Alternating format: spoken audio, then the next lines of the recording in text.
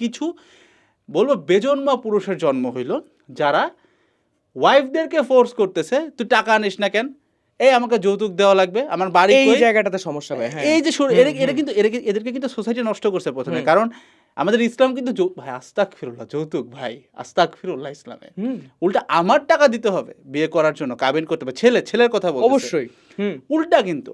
তো এই ছেলেগুলোকে নষ্ট করে দিল যে আচ্ছা মামা বিয়ে করলে তো এই যে রোলেক্স ঘড়ি পাওয়া যাবে, আমার রোলেক্স আমার মজা করে বলতেছে, এটা পাওয়া যাবে, রোলস রয়েস পাওয়া যাবে, এসে রোলস রয়েস, টিভি, ফ্রিজ, আলমারি সবকিছু। চিন্তা করেন এই ছেলেটা যখন ফোর্স করা শুরু করলো, এটা হচ্ছে স্টেপ 1, ছেলেদেরকে করাপ্টেড করে দিল। এবার স্টেপ 2 হচ্ছে এই ছেলেগুলো যখন, এই বেজন্মাগুলো যখন তার ওয়াইফের গায়ে হাত তুলে যে আমার বাসায় কেন ফ্রিজ আনিস নাই তুই, তমুকের বউ তো আনছে, এই মেয়েটার গায়ে যখন এবার হাত তুলতেছে, এই মেয়েটা হয় নিজে জব খুঁজবে, কারণ তার রেসপেক্টে গায়ে হাত লাগছে 100%, সে নিজে জব খুঁজবে, অথবা তাদের যখন একটা মেয়ে সন্তান হবে সেই মেয়ে সন্তানকে শিখাবে বেটা মানুষের বিশ্বাস করিস না।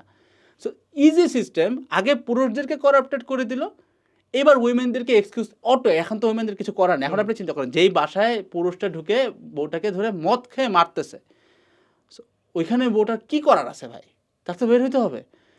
তাহলে এই যে ওয়েতে নষ্ট করছে, এই কারণে এখন অনেকেই বলবে যে ভাই তাহলে আমরা কী করবো, বাট সমস্যাটা তো প্রথমে ছিল এই যে এডুকেশন থেকে তো শিখাইলো ছেলেটাকে যে ইটস ওকে তুমি যদি এটা করতে না পারো ভাই। এই যে সূক্ষ্ম অবজারভেশনটা, এটা কিন্তু একটা খুব বাজে লুপ ভাই, খুবই বাজে একটা লুপ। যে প্রথমত ছেলেটা ক্রিপেলড, এবার সে মেয়ের উপরে নির্ভরশীল, মেয়ে দিতে না পারলে মেয়ের গায়ে হাত তুলতেছে, এবার মেয়ে বলতেছে যে বেটা তো গায়ে হাত তুলে আবার টাকা নিয়ে খোটা দেয়। কোন ম্যান, মানে is this even a manly trade যে আমি একজন, মানে সে তার ওয়াইফকে বলতেছে যে তাহলে সে বিয়ে করছে কেন? কেন করছে ভাই, এটা দায়িত্ব তো তার ছিল,